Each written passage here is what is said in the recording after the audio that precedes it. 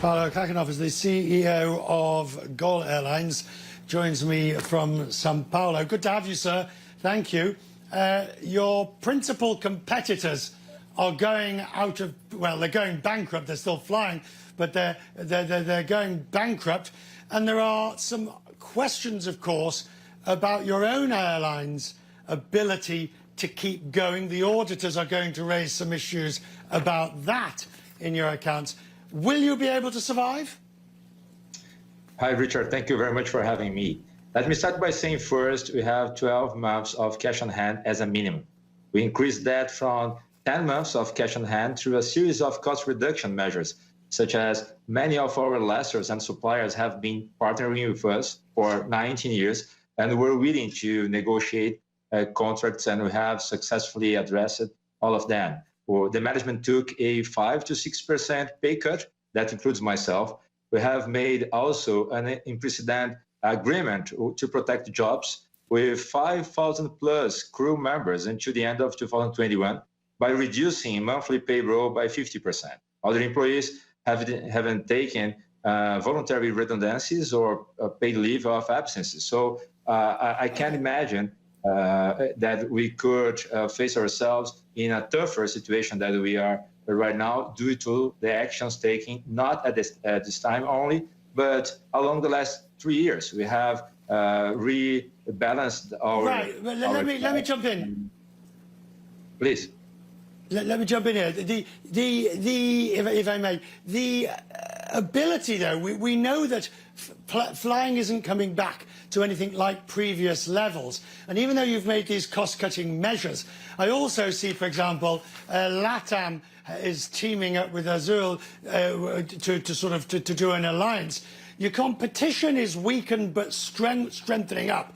What are you going to do to strengthen your own footprint?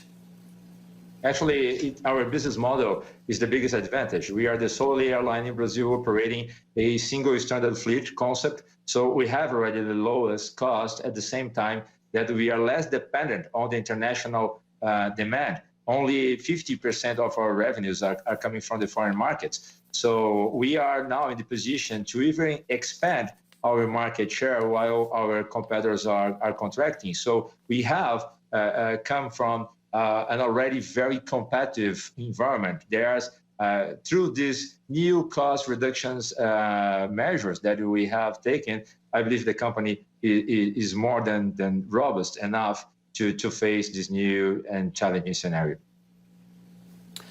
Interesting, this idea of expanding. You know, I saw Alan Joyce of Qantas. In their statement, they say they were raising money to take advantage of opportunities that will come along in the recovery. Do you believe there will be opportunities where you can pick up routes, aircraft, market share? Are you thinking on those lines?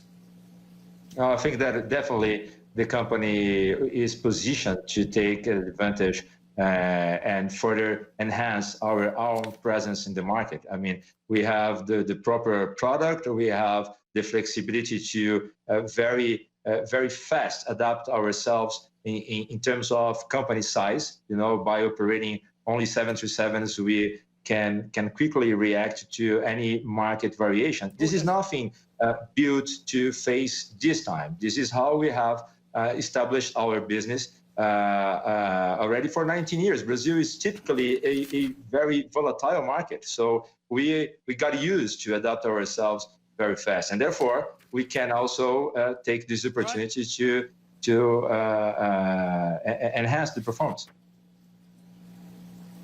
And indeed, you might even get your 737 Maxes back in the air before too long if the FAA testing that took place earlier this week went well. Thank you, sir. Thank you for joining us.